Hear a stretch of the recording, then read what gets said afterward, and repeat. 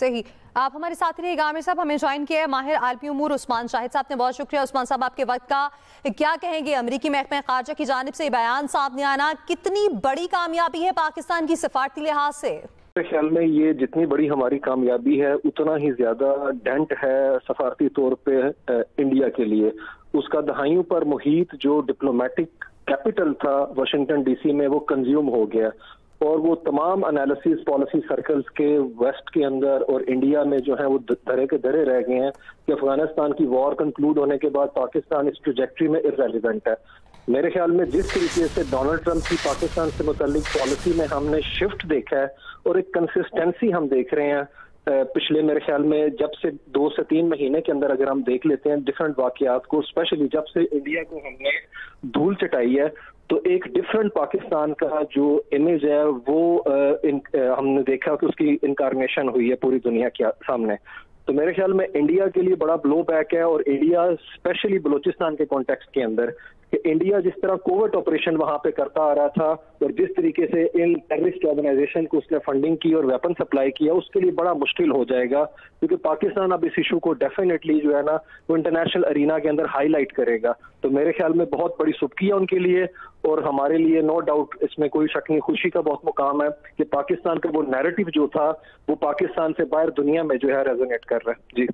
बिल्कुल उस्मान साहब, यहाँ पर अगर वो कहावत कही जाए तो गलत नहीं होगी, जो गरजते हैं वो बरसते नहीं। भारत हमेशा गरजता रहा कि पाकिस्तान दहशतगर्द है, पाकिस्तान दहशतगर्द है, लेकिन सबूत कभी नहीं सामने ला पाया क्योंकि ऐसा कुछ था नहीं।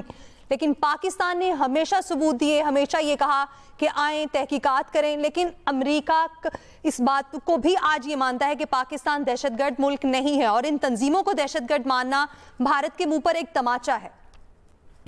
जी बिल्कुल डेफिनेटली, और बल्कि अफगानिस्तान की वॉर के अंदर भी देखें तो पाकिस्तान ने ना सिर्फ अफगानिस्तान की वॉर के अंदर 2016 में जब डोनाल्ड ट्रंप आए तो हमने वहां के ऊपर रिकंसिलिएशन का प्रोसेस कतर में शुरू करने में अमेरिका का जो है वो रास्ता हमवार किया और उसके अलावा अब हम जो है रिहेबिलिटेशन के प्रोसेस की तरफ बढ़े हैं अफगानिस्तान में। तो अफगानिस्तान का मसला हो या ट्रेड आउटलेट हो, सेंट्रल एशिया हो, पाकिस्तान क्रॉस रोड के ऊपर है वेस्ट एशिया साउथ एशिया के, और इस वक्त जो ट्रैजेक्टरी बन रही है दुनिया के अंदर रीजनलिज्म के अंदर, मेरे ख्याल में अमेरिका के लिए पाकिस्तान बड़ा रेलिवेंट हो चुका हुआ है। और जो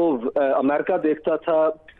चाइना के अगेंस्ट इंडिया को एक काउंटर वेट के तौर पे, मुझे लगता है वो भी उनकी ग्रैंड पॉलिसी जो है उसमें एक सी चेंज हमने देखा है, एक शिफ्ट आएगी क्योंकि उसमें चाइना को वो लेवरेज देते नजर आ रहे हैं। और इंडिया के लिए मेरे ख्याल में इस वक्त दिल्ली में सफ़े मातम बिछी होगी कि जब ये खबर आई है कि, और ये इसकी बड़ी सिग्निफिकेंस है BLA की है, तो मेरे ख्याल में पाकिस्तान का जो एक नैरेटिव है ग्रैंड है उसको बड़ा जो है मजबूती मिली है, उसको बड़ा स्ट्रेंथन हुआ है वो इस हवाले से, और डाउन द लाइन हम मजीद मेरे ख्याल में इस तरह की जो है वो अपना एपिसोड देखेंगे। जी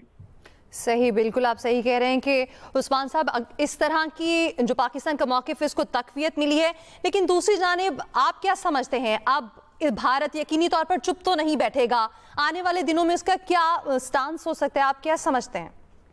मेरे ख्याल में भारत के पास अब लेवरेज जो है मनूवरिंग का बड़ा कम है। यही यूरोपीय यूनियन है जिसने BLA के ऊपर पाबंदी लगा दी हुई है पहले से, अमेरिका ने अब लगा दी है पाबंदी, यूरोप जो है बड़ा खाइफ है, अपना